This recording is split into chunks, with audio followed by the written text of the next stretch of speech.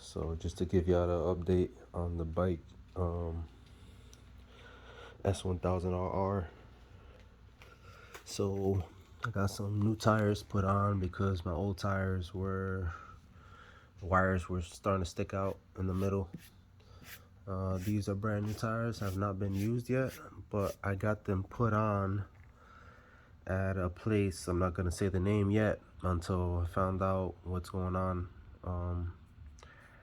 But so what happened was, as you can tell, this nut is a little loose. I got the tire changed. I took the wheel off myself, and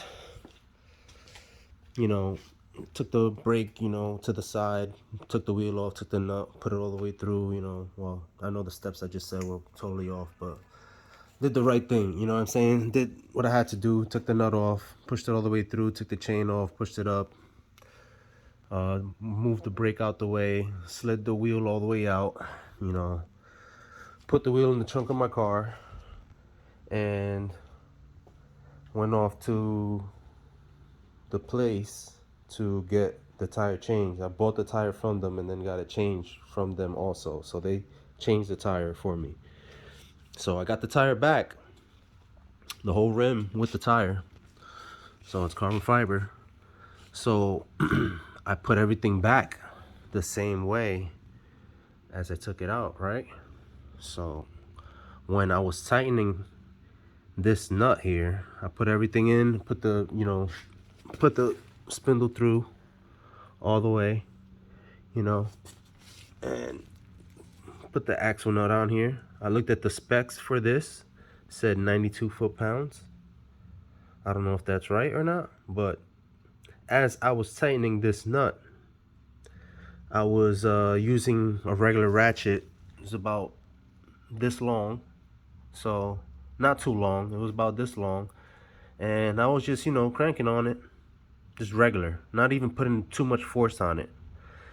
Then it started getting a little bit harder, and I knew I definitely was not at 92 foot-pounds. I've tightened lugs on cars for many years. I'm almost 40 years old. I've been working on cars since I was 15, so have plenty of experience with cars. Motorcycles I'm new to, but I still know it's the same concept as a car. It's the same thing. It's bolts, engine. It's just the only difference is there's a chain.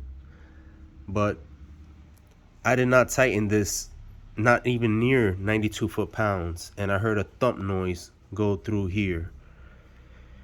And I knew something was bad after that, right? So after I heard that, I backed off, backed the nut off right away, backed it all the way out, and then I got my torque wrench and torqued it to 92 foot-pounds.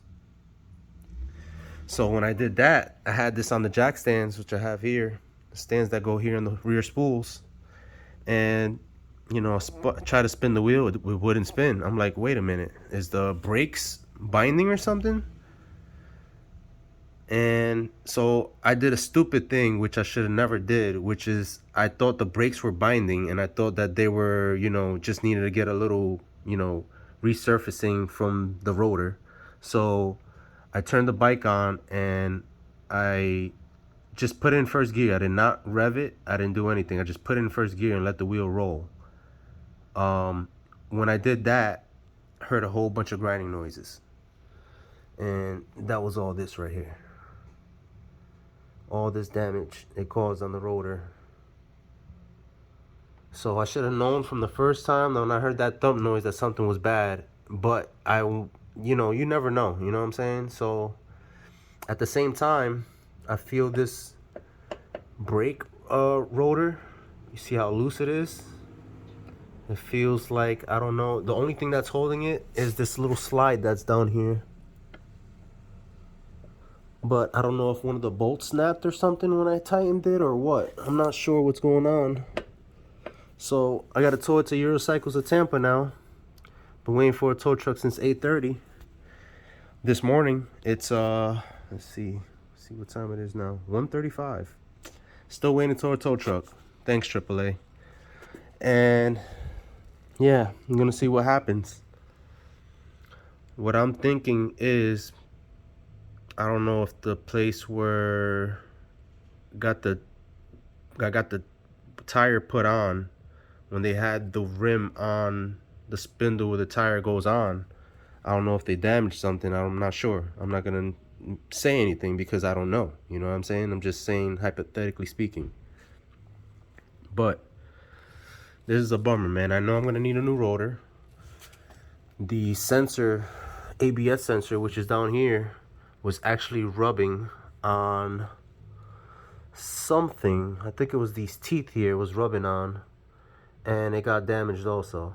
So when I had this whole wheel off, I looked all the way inside there, and I saw the sensor was scraped up. The tip of the sensor was all scraped up. So somehow this whole piece here is too close to this piece here, and I don't know if there's supposed to be like a spacer in between here. There was no spacer in between here when I took this off. I literally laid all the pieces out and had them here on the ground and did not touch anything. Nobody goes in my garage but me and my wife. My wife just goes in her car and goes out. She doesn't touch anything on this side. So I don't know. We're gonna see what happens.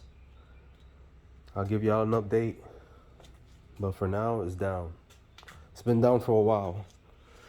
I think I got this tire put on last month, and it's just been sitting in my garage because I've been trying to save up a little bit of money to see what's the best rear replacement rotor I can get. I've seen some online which look cool and they're lightweight, but they sacrifice some rear braking power, and I don't want to do that. I want all the braking I can get. I like taking corners, and I'm gonna take it to the track eventually, so I like taking corners and going fast on the track. Street, I just want to be safe. I want to be able to stop just in case I see somebody's doing something stupid in front of me or almost hitting me or something. So I don't sacrifice looks for performance. I'd rather have the performance than the looks. So yeah, hopefully Eurocycles of Tampa gets back to me pretty soon. First we got to get this bike over to him though.